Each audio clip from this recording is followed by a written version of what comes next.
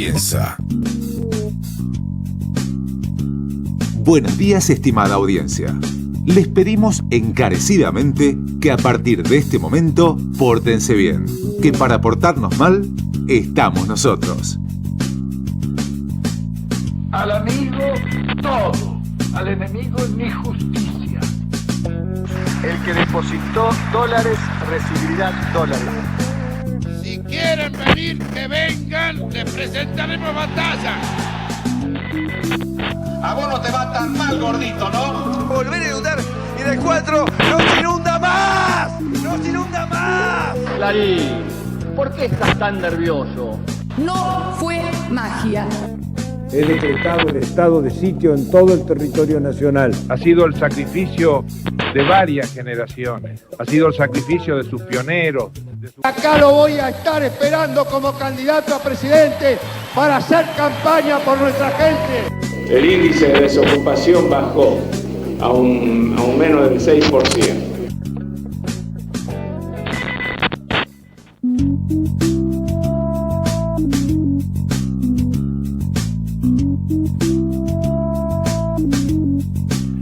Buen día, bienvenidos a Pórtense Bien. Las portadas de los diarios nacionales están con los temas económicos. En La Nación dice el gobierno puso en marcha los aumentos en la tarifa de gas y electricidad a partir del 1 de junio. En Clarín también el tema económico está como más importante. La columna de La Nata está como principal título y dice: con una suba de precios del 6 al 9% mensual, el fantasma de la inflación de 3 dígitos llegó para quedarse. Los temas económicos. Nosotros vamos a hablar de un poco de los temas económicos porque están dentro de la agenda política del momento. Pero vamos a hablar de la justicia neuquina y vamos a hablar de la campaña, de las campañas electorales en Neuquén. Buen día, Claude Staicos, ¿cómo anda usted? Buen día, Rubén, buen día, ¿cómo estás? Buen día para vos y para toda la audiencia. Como siempre te digo, un placer compartir un nuevo sábado acá de radio y televisión en Prima Multimedios, por AM550, por 24/7 Canal de Noticias, por Radio del Valle 90.7. Sí, además que nosotros compartimos la radio y después compartimos generalmente un rico almuerzo. Un buen almuerzo. Bueno, eso es lo que nos incentiva, ¿no? Claro. Es el premio Yo estoy mayor. acá todo el tiempo pensando en los ravioles. Yo todavía tengo la elección indefinida del almuerzo de hoy. ¿Sí? Me parece que según cómo vaya transcurriendo el programa voy a ir decidiendo. Que hace frío, así que hay que pensar en algo que Alguna levante comida, el ánimo. Alguna comida de olla tengo Claro, en mente. De esas que se revuelve la olla bien hasta el fondo y queda medio quemadito en el fondo. Sí. Y que a uno le da calor, entonces después cuando sale y temperatura bajo cero. Una carbonada, dice acá el operador. Unas lentejas. Bueno, el locro ya comí el 25, así que... Locro ha comido porque se usa comer locro los 25 de mayo. Y yo este 25 de mayo me agarró un ataque retro y siempre hacemos empanada con Cristina para el 25 de mayo. Preparé la empanada, pero cuando pasé por la carnicería para comprar los bifes de nalga con carne cortada a cuchillo, digamos, para cortar la carne para la empanada, digo, voy a comprar grasa. Y me compré 1,5 kilos de grasa así para derretir.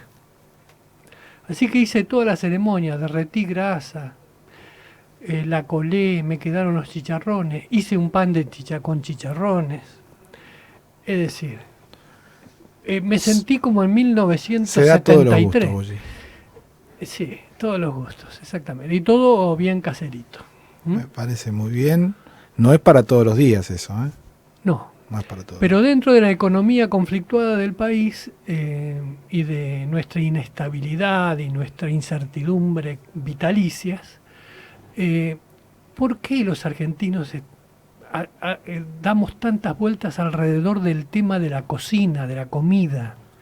Bueno, yo creo que es porque es una de las pocas cosas que nos sigue conectando con nuestra identidad, ¿no? Porque si nos queremos vincular con la identidad, con las cosas que en otros países se usan, por ejemplo la moneda, o por ejemplo la escuela, eso no existe en Argentina en estos momentos. Y nos queda la cocina, ahí un poco también diluida porque hay mucho delivery, mucha compra, mucha cosa de comida chatarra, pero hay también como un aferrarse a algunas cosas por eso cuando llega una fecha patria, el tema comida no es, para nosotros dice, ¿por qué locro? ¿Por qué empanada? ¿Por qué el asado? 25 de mayo, 9 de julio. Bueno, yo creo que es por una cuestión de identidad. Una cuestión cultural. Sí, identidad cultural. Ahí encontramos la vinculación con de dónde venimos, ¿no? Bueno, lo vemos no solamente en las fiestas patrias, sino también en las distintas fiestas que se desarrollan en el interior de la provincia, sobre todo, donde siempre se muestra, ¿no? Lo autóctono, la tradición, lo artesanal, lo que se acostumbra, digamos, que de alguna manera significa una tradición para el pueblo, para la ciudad. Ahí es donde se ve un poco la identidad cultural de los pueblos, de las sociedades, de la gente. Y aquí en Neuquén, que es una especie de megalópolis patagónica, la ciudad más grande de la Patagonia, habrá que ver con cuánto queda, con cuántos habitantes oficialmente queda después de los números, que se tamicen los números del precario censo que hemos hecho. Pero Neuquén es la ciudad más grande de la Patagonia, ya está más o menos firme eso. No hay duda, y donde también se ha perdido esto que decimos, ¿no? Una ciudad donde ingresan permanentemente nuevas familias de distintos puntos geográficos, de distintos orígenes, incluso de distintos países. Eso genera la pérdida de una identidad determinada por la diversidad social que hay, ¿no?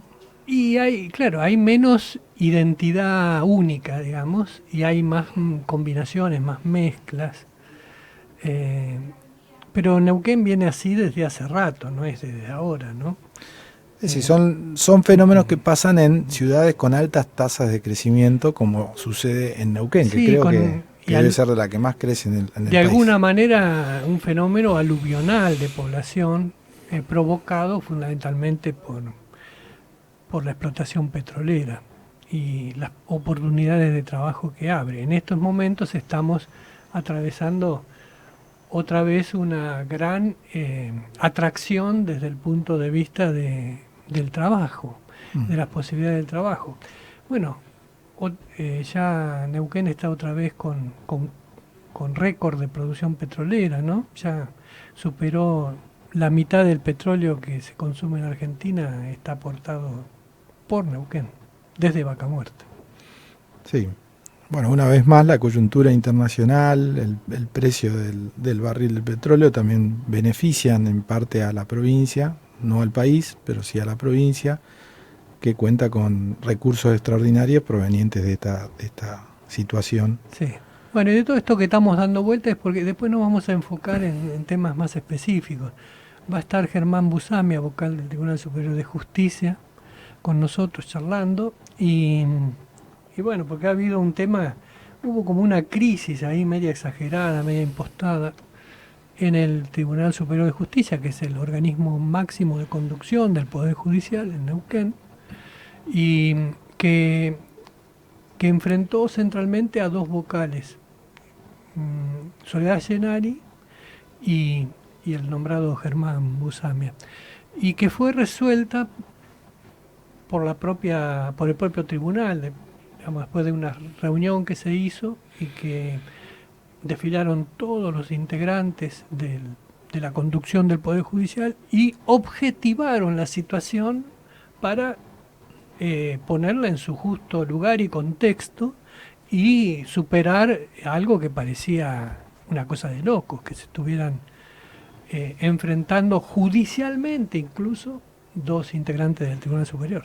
Sí, es bueno saber qué pasó finalmente ahora con la cuestión tranquila, ya medianamente solucionada, saber qué pasó, pero también qué pasa, digamos, cómo queda el Poder Judicial después de esta crisis que terminó con una solución componedora, pero indudablemente después de este tipo de problemas seguramente las consecuencias están. Y también hay muchos temas interesantes para hablar con Busamia. Sí, la reforma del Código Procesal es un tema que todos esos temas remiten en realidad a lo que hay en el fondo de la cuestión. En el fondo de la cuestión es que hay diferencias de interpretación políticas, judiciales, técnicas, acerca de qué es lo que mejor se puede hacer desde la conducción del Poder Judicial para dar una prestación de justicia moderna, eficiente, masiva, que le llegue a todos los ciudadanos.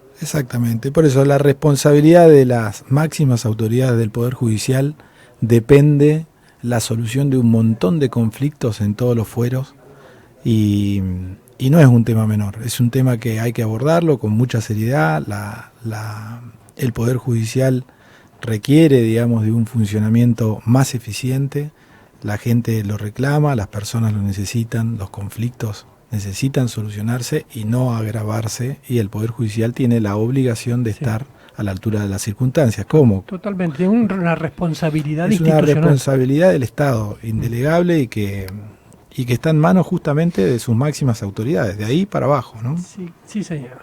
Bueno, le propongo una cosa, siendo las 10:16, adelantar una pequeña tanda. Sí, ya le damos entrada para que se pueda acomodar nuestro primer invitado. Así que, señor operador, si quiere anticipar un poco de esparcimiento que no sea el nuestro al aire, adelante, está en su derecho.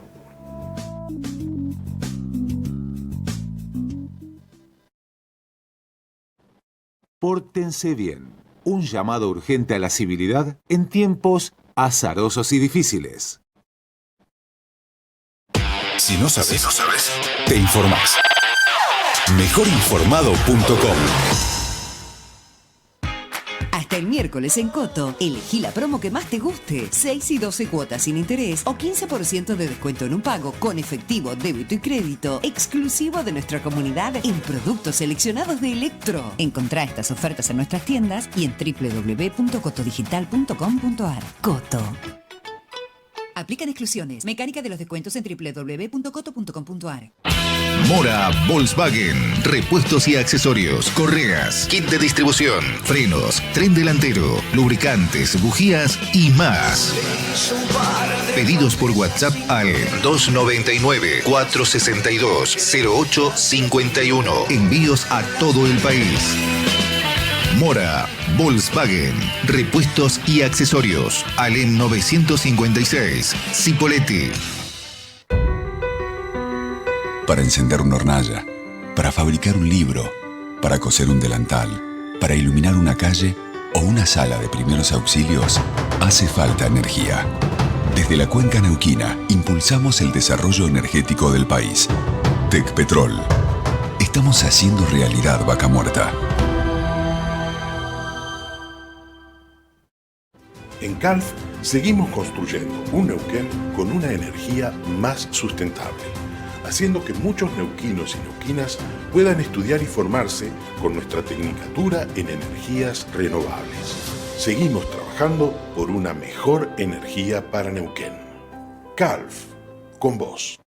Te amo, aunque no me pertenezcas. Estás enamorado, amigo. No, le estoy hablando al wifi del vecino. Internet ya es parte de todos.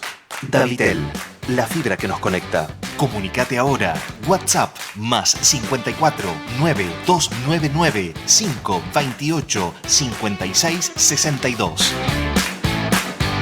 www.davitel.com.ar. Conexión sujeta a disponibilidad técnica. Promo exclusiva con débito automático. 40% de descuento en 20, 50 y 100 megas. No importa si tenés Android o iPhone. Bajate la app de AM550 y comenzá a interactuar con nosotros.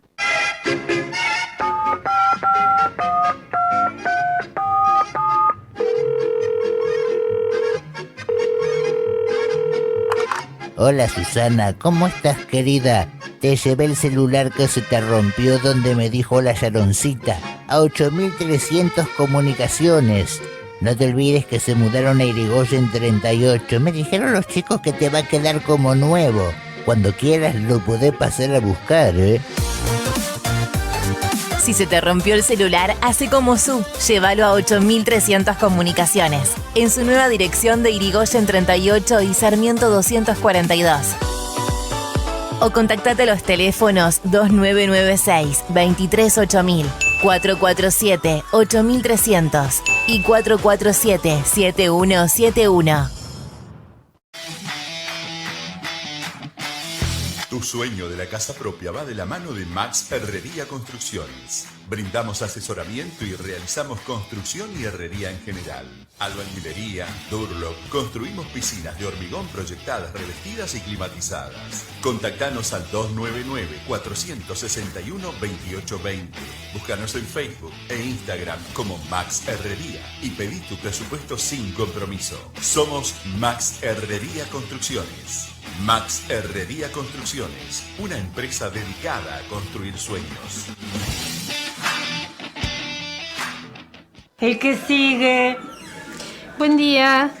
Para anotar un bebé, le queremos poner Mateo.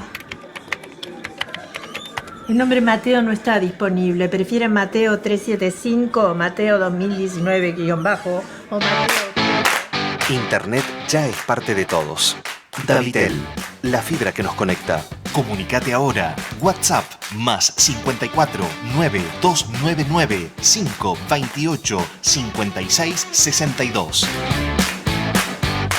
www.davitel.com.ar. Conexión sujeta a disponibilidad técnica. Promo exclusiva con débito automático. 40% de descuento en 20, 50 y 100 megas. Si no sabes, te informás. Mejorinformado.com. Hasta el miércoles en Coto, elegí la promo que más te guste. 6 y 12 cuotas sin interés o 15% de descuento en un pago con efectivo, débito y crédito, exclusivo de nuestra comunidad en productos seleccionados de Electro. Encontrá estas ofertas en nuestras tiendas y en www.cotodigital.com.ar. Coto. Aplican exclusiones. Mecánica de los descuentos en www.coto.com.ar. Mora Volkswagen, repuestos y accesorios, correas, kit de distribución, frenos, tren delantero, lubricantes, bujías y más. Pedidos por WhatsApp al 299-462-0851. Envíos a todo el país. Mora Volkswagen, repuestos y accesorios. Alem 956, Cipolletti. Para encender una hornalla, para fabricar un libro, para coser un delantal, para iluminar una calle o una sala de primeros auxilios, hace falta energía. Desde la Cuenca Neuquina impulsamos el desarrollo energético del país. Tecpetrol. Estamos haciendo realidad Vaca Muerta. En CALF seguimos construyendo un Neuquén con una energía más sustentable, haciendo que muchos neuquinos y neuquinas puedan estudiar y formarse con nuestra tecnicatura en energías renovables. Seguimos trabajando por una mejor energía para Neuquén. CALF, con vos. Te amo, aunque no me pertenezcas. Estás enamorado, amigo. No, le estoy hablando al wifi del vecino. Internet ya es parte de todos. Davitel, la fibra que nos conecta. Comunicate ahora. WhatsApp más 54 9299 528 56 62. www.davitel.com.ar. Conexión sujeta a disponibilidad técnica. Promo exclusiva con débito automático. 40% de descuento en 20, 50 y 100 megas. Tu teléfono es tu radio. Bajate la app de AM550 en el Play Store o Apple Store y escuchanos desde cualquier lugar. La Cámara aprobó una nueva ley de compra neuquino que permitirá fortalecer el desarrollo de las pymes locales en la cadena de valor de la industria hidrocarburífera de la provincia, generando condiciones para la creación de más fuentes de empleo. El vicegobernador Marcos Kopman, promotor de la iniciativa, explicó los alcances de la normativa. Es una ley muy importante, una nueva ley que lleva adelante el desarrollo de proveedores locales. Sobre todo quiero destacar que con esta ley el objetivo final y el objetivo principal es generar empleo en forma directa vinculado al desarrollo de los hidrocarburos y también en forma indirecta. Por eso se está hablando de toda la cadena de valor de los hidrocarburos en la provincia de Neuquén. Legislatura de Neuquén. Legislatura activa. ¿Querés disfrutar de un buen asado? ¿Buscas carnes para un plato especial o para horno? No importa lo que quieras cocinar o cómo, solo tenés que elegir las mejores carnes para tu paladar. Frigorífico Gran Corte, donde podés comprar por cuartos, paleta completa, piezas enteras de nalga, bola de lomo o simplemente por kilo. Frigorífico Gran Corte, carnes selectas de animales nacidos y criados en la Patagonia. Toma nota, local de ventas en Lisandro de la Torre y Libertad de Neuquén. Atiende de 9 a 14 y de 16:30 a 21. Teléfono de contacto 299-533-3545. Frigorífico Gran Corte, lo nuevo en carnes.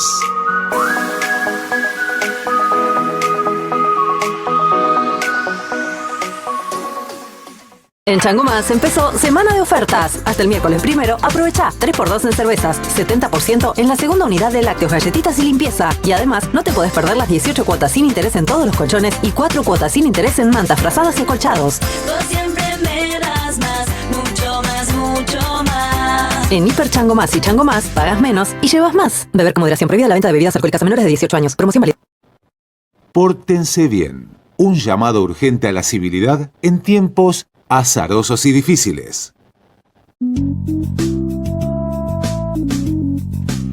Bueno, ya estamos con Germán Busamia, vocal del Tribunal Superior de Justicia. Buen día, Germán, ¿cómo le va? Buen día, Robert. Muy bien, gracias. Gracias por la invitación. Bueno, no sé si quiere empezar por un enfoque general de cómo está la situación en el Poder Judicial, aunque inexorablemente vamos a terminar haciendo alusión a la última coyuntura en donde hubo una especie de mini crisis conjurada a través del diálogo entre los propios integrantes del cuerpo. Así que si quiere arrancamos por ahí para ir de lo particular a lo general. Me parece bien poder dedicar algunos minutos a esa situación para después poder hablar del contexto general en que nos encuentra este momento en el Poder Judicial Provincial y cuáles son los proyectos que estamos analizando para el nuevo Poder Judicial que tenemos que diseñar y que implementar. Sintéticamente, esta situación se generó en el marco de un acuerdo ordinario, el acuerdo común que hacemos los días miércoles en el Tribunal Superior de Justicia, donde nos reunimos los 5 vocales, fiscal general, defensora general, y participan además una serie de funcionarios de áreas específicas, tienen que ver con administración general, con gestión humana, con superintendencia. Ese fue un acuerdo con un desarrollo absolutamente normal, donde se trataron alrededor de 20 puntos de un orden del día. En ocasión del desarrollo de 2 puntos en particular, se generó un cambio de visiones con relación al contenido de esos puntos, el beneficio que esos puntos podían traer, en mi opinión, al Poder Judicial de la provincia de Neuquén. ¿Tenía que ver con la Oficina de Violencia Sí, básicamente con todo el sistema integral de protección, Oficina de Violencia Provincial, Fuero de Familia Provincial, el diagnóstico sobre cómo estamos en esa área y la propuesta de acciones que hay que afrontar en relación a esas áreas. Un poco también porque es uno de los ejes que planteamos en el presupuesto y en el plan de gobierno 2022 en el Tribunal Superior de Justicia. Cuando presentamos presupuesto a legislatura el año pasado, manifestamos que las áreas centrales para el Poder Judicial en este año y en los que sigan es fuero de familia, oficina de violencia, refuerzo de fuero penal en lo que es investigación de delitos contra menores, eso tiene que ver con infraestructura provincial en Cámara Gesell, refuerzo de funcionarios especializados, refuerzo de justicia de paz en cuanto son una red que recibe denuncias de violencia de género contra las mujeres también en toda la provincia. Efectivamente hubo una diferencia de visión con relación a las acciones, con relación a cómo afrontar el trabajo a nivel provincial y cómo estructurar las distintas acciones, porque entendemos también que las acciones tienen que ir articuladas al mismo momento, en conjunto, no se trata de desarrollar un aspecto si los otros aspectos nos van acompañando en el mismo momento y con la misma información a todos los interesados. Es un tema que en el tribunal tenemos de alguna manera pendiente hace unos cuantos años. Tenemos planteos muy sostenidos de magistrados, funcionarios, profesionales auxiliares, empleados de la Oficina de Violencia en toda la provincia. Por lo tanto, se limitó a eso. En el desarrollo de ese punto, en un momento determinado, la doctora Genari entiende que no estaban dadas las condiciones para continuar participando del acuerdo y se ausentó del acuerdo. El resto de los que estábamos presentes continuamos el desarrollo del acuerdo. El punto siguiente que desarrollamos, que fue bastante extenso, se relacionaba con la situación con el gremio Sejún. Habíamos mantenido junto con el doctor Macieres una reunión con el gremio el lunes de esa semana, el lunes 9 de mayo, una extensa reunión de 3 horas, donde pudimos despejar cuáles eran los temas principales del reclamo del sindicato en ese momento. Fuimos elaborando en conjunto algunas alternativas posibles para destrabar ese conflicto, y eso fue lo que expusimos junto con el doctor Macieres en lo que restó de ese acuerdo del 11 de mayo. Con posterioridad, el jueves 12 se presentó esta denuncia en mi contra, manifestando que había incurrido en actitudes irrespetuosas, violentas, discriminatorias.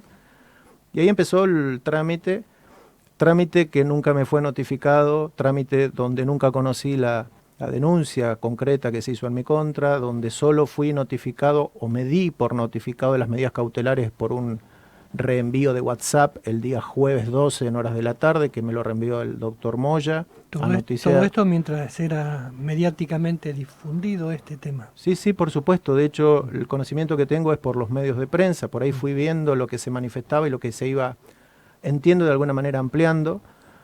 Con lo cual llegamos de esta manera hasta el día martes 24 de esta semana que está terminando. En esa oportunidad no estaba claro el trámite. Primero se generó en Fiscalía General, luego pasó a fuero laboral. En el fuero laboral intervinieron 3 magistrados. El tercer magistrado que intervino entendió que no se trataba de una cuestión que encuadrara específicamente en la ley provincial que atiende la cuestión de violencia laboral por cuestiones de género. El fuero laboral de la provincia es el fuero que está designado por la ley para intervenir en esos asuntos, así como el fuero de familia es el que está designado por la ley 2785 para intervenir en violencia doméstica, y el fuero civil es el que está designado por la ley 2786 para intervenir en otras modalidades de violencia. Con lo cual el tercer juez laboral que intervino entendió que la cuestión no calificaba para tener un trámite de violencia laboral en ese fuero y lo remitió al Tribunal Superior de Justicia. Sucesivamente fueron interviniendo, tomando parte de alguna manera en ese expediente los distintos vocales para definir quién iba a dirigir ese trámite administrativo. Entiendo que lo hicieron los doctores Moya, el doctor Elosul Arumbe y el doctor Macieres. Se le dio intervención al fiscal general Jerez y luego a la defensora general Merlo a fin de que manifiesten si se sentían en condiciones de dirigir ese expediente o no, para ver qué curso se le daba. Sucesivamente se fueron excusando, manifestando que habían participado del acuerdo. Repito esto mismo porque tampoco conozco ni he leído cuáles son los términos en que cada uno de los vocales, fiscal y defensora, se excusaron. Y llegamos, creo que al día lunes, que, excusada la doctora Merlo, no quedaba ningún integrante titular natural del Tribunal Superior de Justicia que pudiera tomar participación en esa actuación, que no tenía un expediente. Lo único que yo manifesté en el curso de todos estos días es que tenía la expectativa que se me permitiera, en un marco determinado, poder ejercer mi defensa, tomar conocimiento concreto de la denuncia, ejercer la defensa que corresponde y que se produjera la prueba, en la convicción que la única prueba necesaria para esta cuestión era los restantes integrantes de esa reunión del miércoles 11. En forma incluso sorpresiva para mí, el día martes se me convocó a una reunión con los vocales, diciendo que ante esta situación que no se veía claramente cómo continuaba el trámite, porque había que acudir a lista de conjueces, lista que no está actualizada en este momento en la provincia de Neuquén. La lista de conjueces se trata de 10 personas seleccionadas que tienen que obtener un aval en la legislatura de la provincia de Neuquén, es la ley 2601, y tienen una vigencia de mandato de 4 años. Ante esta situación de incertidumbre, entiendo que los vocales coincidieron en una preocupación común para tratar de dar una señal institucional clara en relación a esto. Se reunieron, decidieron los 3 vocales más la defensora general Vanina Merlo, hacer un relato de lo que, en opinión de ellos, eran los hechos relevantes de esa reunión. Me invitaron, me leyeron lo que ellos entendían. Manifesté que en mi opinión básicamente coincidía con lo que sería mi relato al ser convocado en su momento a ejercer la defensa. Manifesté que por supuesto que insistía con que de mi parte no había existido absolutamente ningún acto de falta de respeto, mucho menos de violencia y mucho menos de discriminación con relación a ninguna persona. Cuando me alejé y ya me estaba ausentando de la oficina, me contactaron para decirme que la doctora Gennari había sido informada también de esa manifestación de los vocales y la defensora. Me invitaron a regresar a la oficina, ya era tarde el día martes, y me pusieron en conocimiento que la doctora Gennari había decidido, luego de escuchar los hechos que a mí también se me habían relatado con anterioridad, dejar sin efecto la denuncia que había realizado el jueves 12 ante el fiscal general, con lo cual el presidente, un poco conduciendo, el doctor Moyo, un poco conduciendo esa reunión, que hay que reconocer que es atípica, se le dio un carácter institucional de alguna manera. Si bien desde el punto de vista estrictamente procedimiento podría uno no entender muy bien cómo llegan a elaborar esa acta, de hecho es un acta espontánea que no tiene ni siquiera presencia de la secretaria de superintendencia, que es la persona que certifica todos los actos institucionales que hacemos. También entendí que la iniciativa estaba fundada en dar una solución y dar un corte, porque si no los tiempos entraban en una situación de incertidumbre para poder dar fundamentalmente una manifestación clara de quienes no estaban involucrados en forma directa en haber sido denunciante, denunciado o haber tomado la denuncia y dictado medidas cautelares. Así que básicamente es eso. Se me informó de esa situación, acepté firmar en ese momento esa acta el martes durante la tarde. Así que estamos en esa situación. Con lo cual, en algún medio yo he mantenido un silencio absoluto en esto porque no me ha parecido conveniente hacer manifestaciones públicas con relación a una cuestión que, en mi opinión, debió desarrollarse, tramitarse y resolverse en el marco de ese propio acuerdo, porque estoy convencido que se trató del debate sobre ideas relativas a administración del Poder Judicial y definición de líneas de política judicial. Por lo tanto, en ese tema, en cuanto al procedimiento en sí mismo, se encuentra archivado, eso es la decisión que se ha tomado en consenso entre todas las partes. Lo que nos queda ahora es retomar las reuniones en forma absolutamente normal y presencial, como debe ser, para poder aprovechar y desarrollar el diálogo y la construcción del consenso. En todos estos días que transcurrieron entre la denuncia y esta acta del 24, el día 23 tuvimos un acuerdo de vocales en un día inusual, porque la semana anterior no había habido reunión de los miércoles por el feriado. Habitualmente cuando un día miércoles es inhábil, nos reunimos el día jueves inmediato siguiente. Seguramente por esta situación el presidente decidió no convocar a ese día jueves hasta tanto se pudiera aclarar en algo cómo continuaba este trámite. Nos reunimos el día lunes en cumplimiento de la medida cautelar que había dispuesto el fiscal general. La doctora Gennari se conectó vía remota, vía virtual, que era lo que el fiscal había dispuesto. Si bien hubo muchas opiniones con relación a la vigencia o no de las medidas cautelares que había dictado el fiscal general, ni siquiera me planteé eso, decidí acatar esas medidas hasta tanto esto se resolviera y se aclarara, porque también tengo una visión bastante clara y conocida con relación a cómo hay que actuar en estos contextos de la Ley 2786, sobre lo que luego, si es de interés, podemos comentar. Pero es un acuerdo que se realizó con todos los integrantes naturales del acuerdo en forma presencial, todo el resto de los funcionarios en forma presencial y conectada en forma virtual la doctora Gennari. Fue un acuerdo absolutamente normal, de desarrollo absolutamente normal, y también como respaldo para poder acreditar el cumplimiento de las medidas cautelares decididas en su momento por el fiscal Jerez.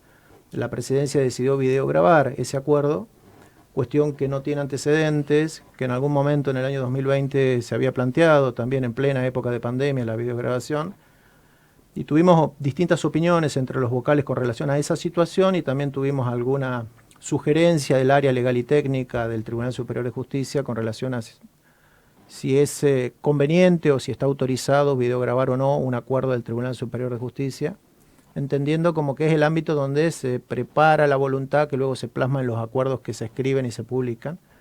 Pero bueno, eso es una cuestión que ahora tiene en agenda la presidencia del tribunal también para definir si esta cuestión de videograbación continuará o no. Ajá. Pero en este punto Yo creo que esta situación debemos considerarla superada. Insisto con que en mi opinión debió mantenerse en carriles absolutamente institucionales de debate en ese acuerdo. Por lo tanto, entiendo que en el menor plazo posible debemos dar por superado, recuperar el diálogo, recuperar la presencialidad, recuperar el debate respetuoso, profesional, serio, institucional, que para eso ocupamos los cargos que ocupamos. Germán, seguramente para los juristas y los especialistas del derecho debe sonar una cuestión básica y fácil de explicar, pero el tema de las medidas cautelares es importante resaltar porque el hecho básicamente se mediatizó y genera un efecto en la sociedad, genera un impacto, y el hecho de las medidas cautelares es bueno aclarar que no van al fondo de la cuestión, sino que son resortes que la justicia pone a disposición de las personas que hacen una denuncia, ya sea en el ámbito de la familia o en el ámbito laboral, para resguardar y que esos supuestos hechos denunciados no se sigan sucediendo, pero no quiere decir que a quien recibe la denuncia sea efectivamente autor de las mismas. No, por eso decía que es importante tener presente cuál es la protección que brinda la Ley 2786, que es muy similar a la protección de la Ley 2785. Lo que está considerado es, los procesos se llaman procesos cautelares, son procesos urgentes de emergencia para atender una situación donde la autoridad judicial que recibe esa denuncia de violencia solo recibe la versión que trae la denunciante en ese momento, y si trabaja con perspectiva de género como corresponde, debe confiar en la versión que le trae esa persona víctima de violencia, y si encuadra en las condiciones para iniciar el trámite de esa medida cautelar de protección, tiene que dictar las medidas acordes para neutralizar y descartar esa situación de violencia a la que está expuesta. El repertorio de medidas cautelares en ambas leyes, 2785 y 2786, es muy amplio y le brinda a la autoridad judicial que recibe esa denuncia una serie de medidas de protección, sea la prohibición de acercamiento, la prohibición de hostigamiento, distintas medidas relacionadas con la cuestión económica asociada, por ejemplo, la cuota alimentaria provisoria, cuestiones con relación a los menores, como el régimen, suspender un régimen de comunicación de un hombre calificado de violento con relación a sus hijos. Pero todo esto es el diseño abstracto, porque se imagina una persona realmente vulnerable, realmente en un contexto de urgencia ante una situación de violencia que ha ocurrido hace horas, donde quien toma la denuncia verifica o forma criterio de que es necesario dar todo un contexto de protección urgente e inmediata hasta que el trámite avance, hasta que el denunciado concurra y hasta que rápidamente, en el menor plazo posible, una jueza de familia del sistema de familia de la provincia de Neuquén escuche a las partes y vea si esas medidas cautelares, que deben haber durado algunos días, deben mantenerse o no. ¿Por qué digo que no se me cruzó en ningún momento cuestionarlas? Porque el sistema está diseñado de esa manera. A veces uno, destinatario de las medidas cautelares, se puede sentir incómodo porque puede tener la convicción de no haber ejercido ningún acto de violencia, pero el sistema ha sido diseñado de esa manera y entiendo que el sistema debe ser acatado. Esto encaja en este caso desde el punto de vista laboral, no familiar obviamente, porque el Tribunal Superior de Justicia no es una familia, ni es un club de amigos, ni nada que se le parezca. Es una institución en donde hay miembros con obligaciones y responsabilidades. Exacto. En el sistema de protección integral para las mujeres en la provincia de Neuquén hay dos leyes que agrupan todas las modalidades de violencia que el legislador imaginó que podían ocurrir. Toda la temática de violencia doméstica, violencia familiar, está en la ley 2785, interviene Oficina de Violencia Fuera de Familia. Todo el resto de las modalidades posibles de violencia que el legislador en el 2011, que de ahí son estas leyes, tuvo en consideración, están en la otra ley en 2786. Y esto es con este término acuñado en el siglo XXI de la perspectiva de género. Ahora, ¿cómo se enfoca desde la perspectiva de género la ley en general? Porque uno tiene la sensación, disculpe que yo le voy a hablar sin ningún tipo de prejuicio, ni tampoco sin ningún tipo quizá de delicadeza, pero ¿cómo se enfoca realmente la perspectiva de género en el contexto de la importancia y la relevancia de la sustancia de cada ley? Porque la atraviesa transversalmente a todas las leyes esta cuestión. Mire, muchas veces uno responde que perspectiva de género es una herramienta metodológica o una herramienta que permite a quien tiene que tomar decisiones poder contar con una posibilidad de balancear desigualdades estructurales que ponen a una de las partes, en este caso hablando de vulnerabilidad de las mujeres, a la mujer, en una situación de desigualdad que la perspectiva de género le indica a quien tramita un expediente o a quien resuelve un expediente o a quien toma una denuncia en sí mismo, estar analizando todo el contexto de esa mujer denunciante que llega a la oficina de violencia y la primera consecuencia práctica de trabajar con perspectiva de género es creer en el relato de la mujer que viene a realizar, no ponerlo en tela de juicio y actuar como si todo lo que dijera la mujer fuera cierto y necesitara tal protección. Porque todos los informes y las intervenciones profesionales y la intervención de la magistrada en ese caso es posterior a la necesidad de protección.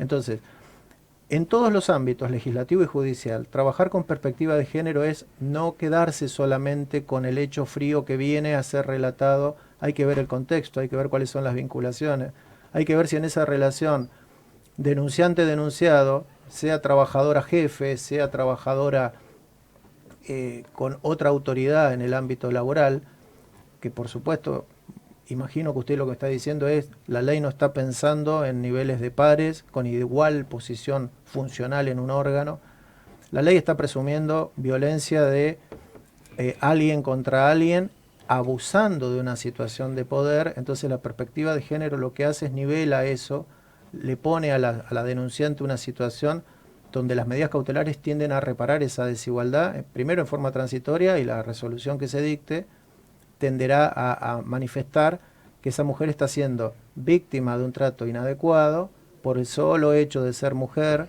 sin que haya ninguna justificación de ninguna naturaleza para que reciba ese trato. La perspectiva lo que hace es obliga a todos los operadores, sean legislativos o sean judiciales, a hacer el esfuerzo y a adoptar acciones reales, positivas y concretas para nivelar esa desigualdad estructural, donde lo que alienta la figura o la herramienta de la perspectiva de género es que culturalmente se sostiene que se viene de una desigualdad que se está reparando con todas estas acciones positivas. O sea, la ley consagra la desigualdad, por lo tanto.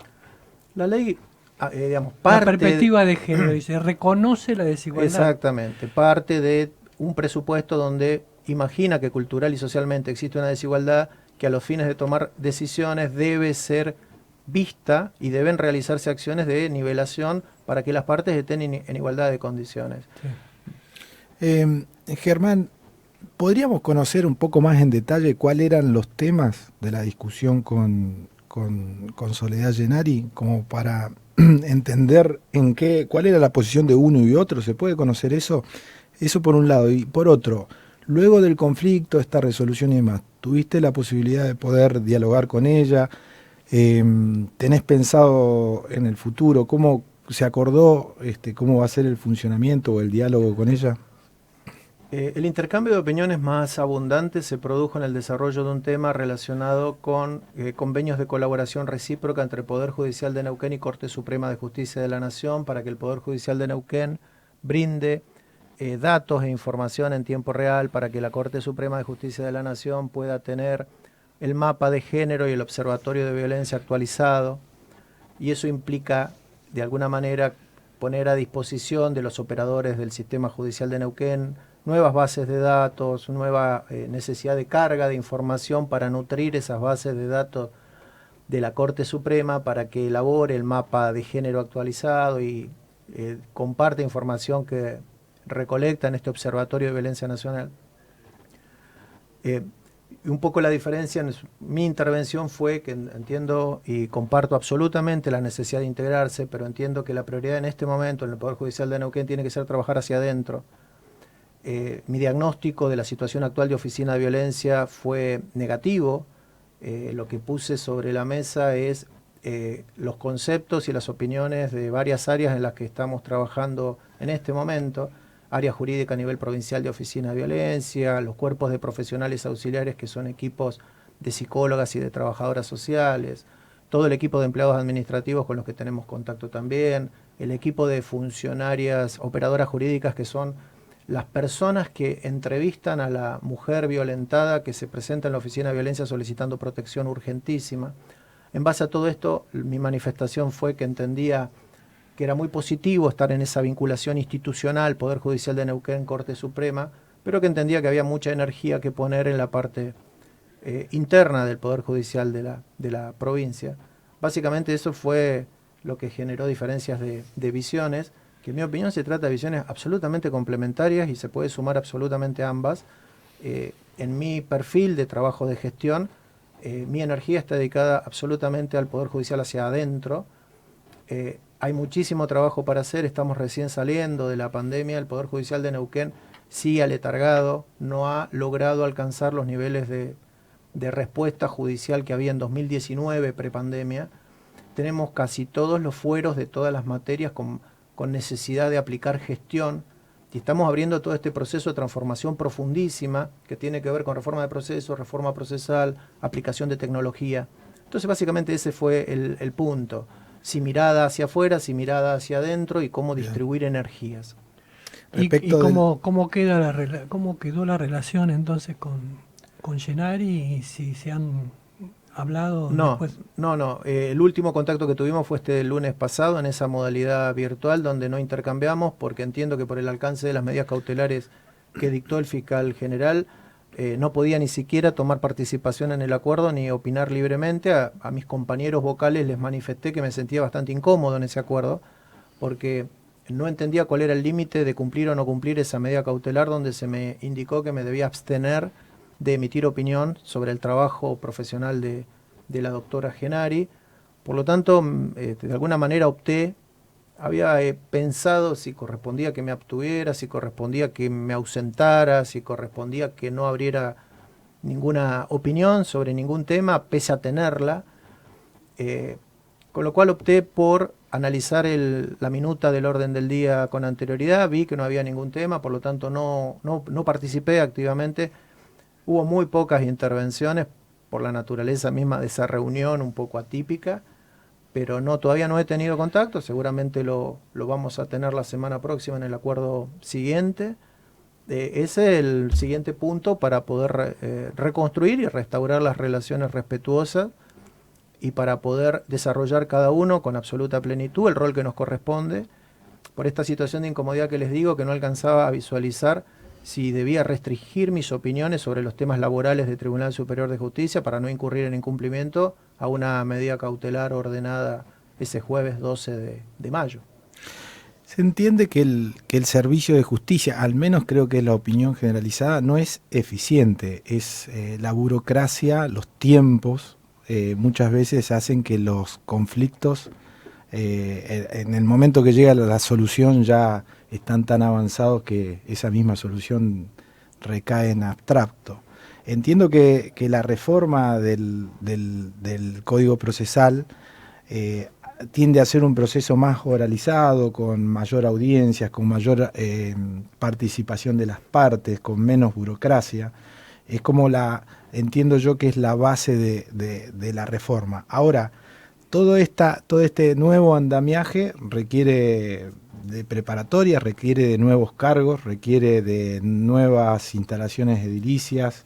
Eso se transcribe necesariamente en un presupuesto. ¿Cómo se prevé ese presupuesto, que entiendo que es importante para la aplicación de la reforma? Porque creo que ahí, en definitiva, está la solución final de esta problemática que usted discutía con Gennari.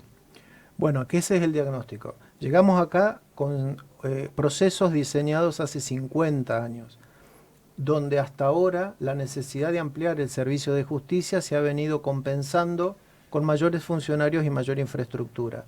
Llegamos acá al límite, con procesos diseñados hace 50 años para otra realidad y para otra necesidad, con, en mi opinión, ya más del plantel de personal que tenemos, somos 2.200 hoy en el Poder Judicial de Neuquén, más de la infraestructura y de los costos de presupuesto. Es un momento crítico donde no hay forma de seguir administrando como lo estamos haciendo.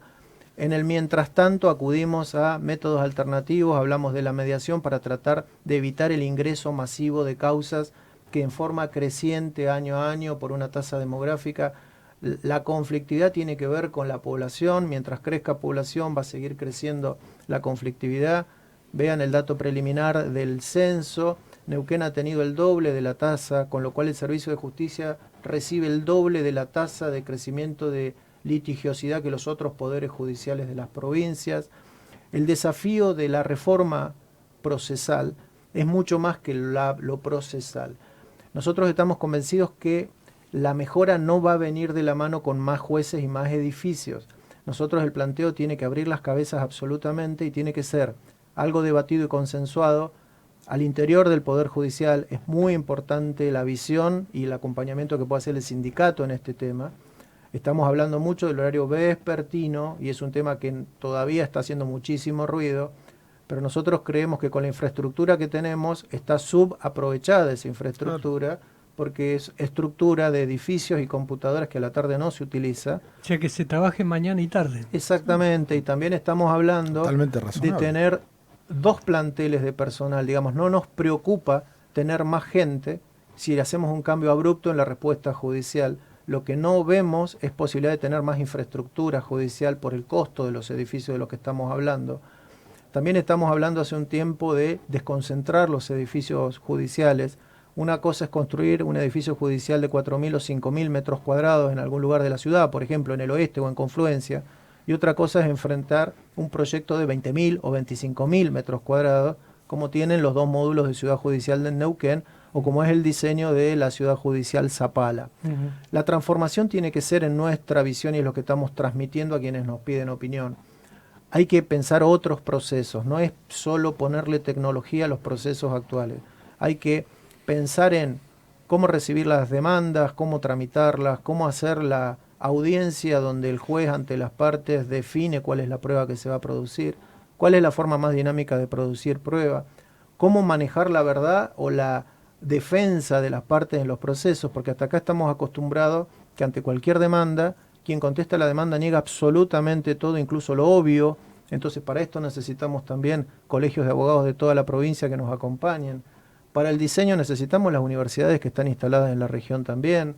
La comunidad también tiene que ser escuchada para que nos diga cómo visualiza el acceso a la justicia, porque acceso no es solamente que se le indique en una página a qué dirección debe dirigirse. Acceso es que sea más cercano, que sea simple, que no sea complejo en cuanto a los trámites que tiene que realizar. Para la comunidad, Poder Judicial es defensa, es fiscalía, es tribunal superior y nosotros administramos todo el equipo de jueces, de alguna manera. El desafío es muy grande, nos parece que esto es un momento crítico. Piensen que la otra etapa de diseño de Poder Judicial ocurrió hace 50 años y ahora tenemos que pensar el Poder Judicial que se necesita tal vez para los próximos 50 años, aunque como los ciclos se aceleran, tal vez sea menos. Pero lo que tenemos ahora, a diferencia de 2019, donde empezamos a hablar de esto, es la experiencia de pandemia.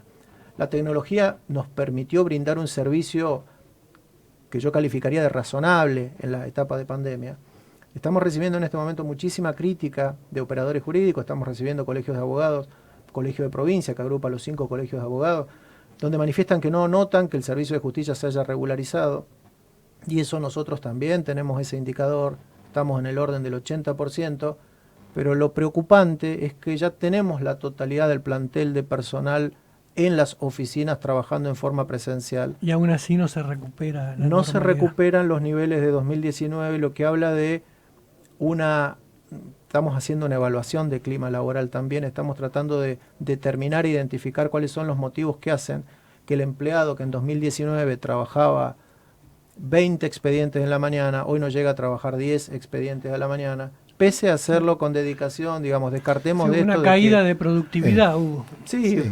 El sector público hace mucho ruido siempre hablar de productividad en sí mismo. Lo que hablamos nosotros es que los equipos de trabajo están agotados. Hubo gente que trabajó y puso el hombro decididamente en pandemia y tiene como esa cosa de que no logró resolver también con su compañero, que no vino toda la pandemia y recargó en su compañero. Entonces los equipos están un poco afectados en ese sentido.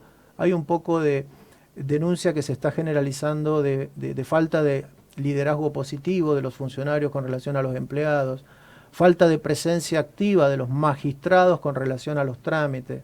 De hecho, ahora por toda esta situación se está poniendo hasta en conflicto la forma en que nosotros gestionamos con una figura que se llama oficina judicial, que es una figura donde le saca al juez el despacho tradicional.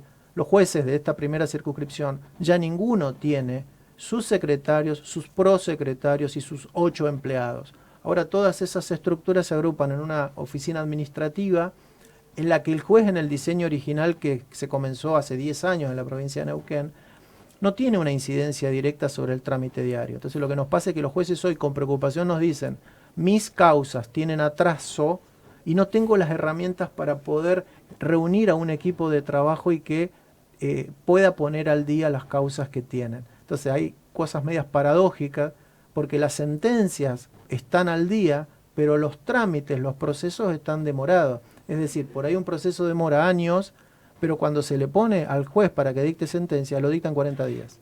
Germán, en realidad lo que decía Claude, esa sensación generalizada de que el servicio llega tarde, la solución judicial que llega tarde no le sirve a ninguna de las partes. No hay un vencedor y un vencido. Cuando una sentencia, un conflicto llega a los 4 años, porque seguramente la relación de vecindad o la relación comercial o la relación entre las personas se ha perjudicado a un nivel tal que ya es imposible sanarla.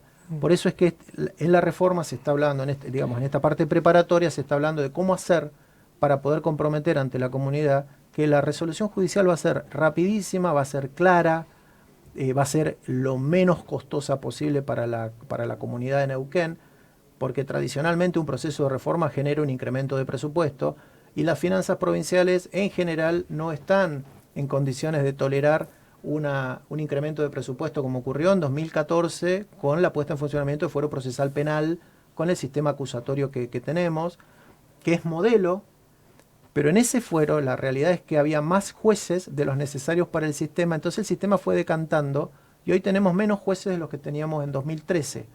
En los fueros laboral, civil y familia, civil y laboral se ve como con un nivel amesetado de necesidad, familia ha duplicado la cantidad de requerimiento de respuesta judicial en ese fuero. Entonces todo eso nos convence que tenemos que diseñar un proceso totalmente novedoso, distinto, no pensar en el mismo caminito de proceso que hoy tenemos, solamente aplicándole tecnología. Hay que reformar procesos, actualizar la normativa que regule esos procesos, luego aplicar tecnología. Y la finalidad tiene que ser un acceso libre, claro, rápido, justicia lo más gratuita que se pueda, porque muchas veces ponemos el rótulo de gratuidad de la justicia y en la práctica y en el proceso el ciudadano no ve que sea esa la regla que rige el desarrollo del proceso. Así que esas son las cuestiones que estamos viendo para reforma. El tema del fuero de familia tiene un tratamiento especial dentro de la reforma. Ese era un tema que un poco precipitó la doctora Aida Kemelmacher, que estuvo aquí presente el jueves pasado en legislatura en este ciclo de charlas que se ha llevado adelante. Era un tema, todavía la comisión no se ha constituido. Esa comisión es el lugar donde se van a debatir todos estos temas. Sí, ya era difundida la idea de que era conveniente pensar un diseño de proceso para todos los temas del fuero de familia absolutamente específico, porque todo en ese fuero es urgente. Hay temas de niños, hay medidas de protección excepcional, hay la cuestión de la violencia, está en el fuero de familia. Entonces, como ya tiene particularidades y tiene leyes provinciales que tienen normas procesales, se estaba pensando en poner en la mesa esta cuestión de proceso de familia independiente sí o no. Hubo una declaración contundente, una propuesta para la provincia de Neuquén contundente de la doctora Kemelmacher, que es una autoridad nacional en esta materia, donde recomendó mirar otras experiencias recientes en el país que han independizado un código de familia y es muy probable que esa sea una idea que se lleve adelante, pero debe ser eso se apunta. Hacia eso se apunta. La provincia de Neuquén tiene buena experiencia en eso porque ha tenido leyes, la ley 2302 que regula la temática de menores y las leyes que mencionábamos, 1785, tienen regulaciones específicas en materia de trámite. Entonces tal vez es más simple agrupar todo eso en un código único de familia y no mezclarlo con el código que va a regular las temáticas civiles y comerciales. Claro. Bien. Bueno, muy bien, Germán. La verdad, su capacidad de descripción oral es muy alta, así que tenemos todo un panorama bastante acabado de cómo está la situación. Le agradezco muchísimo, le agradecemos con Claude. Bueno, muchísimas gracias a ustedes por la invitación y a disposición. Gracias, Germán. Vamos a la tanda y seguimos en pórtense bien.